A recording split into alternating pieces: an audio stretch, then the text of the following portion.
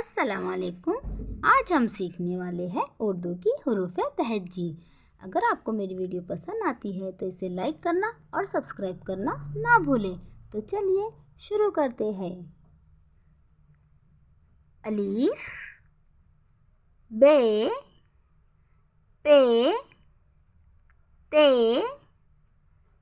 टे, से, जीम, चे,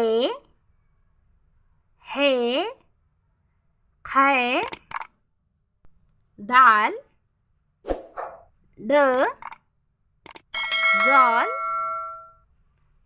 रे, रे, जे, सीन, शीन, स्वाद, द्वाद, तोए, ज़ोए,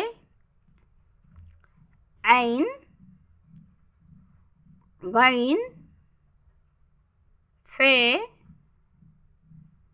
काफ, क, ग,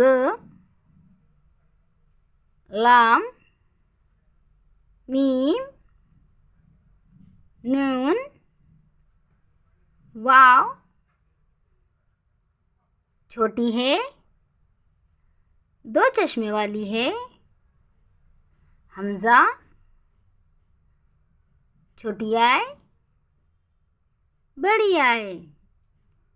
अगर आपको हमारी वीडियो पसंद आए तो इसे लाइक करें और शेयर करें और सब्सक्राइब करना ना भूलें। Thanks for watching.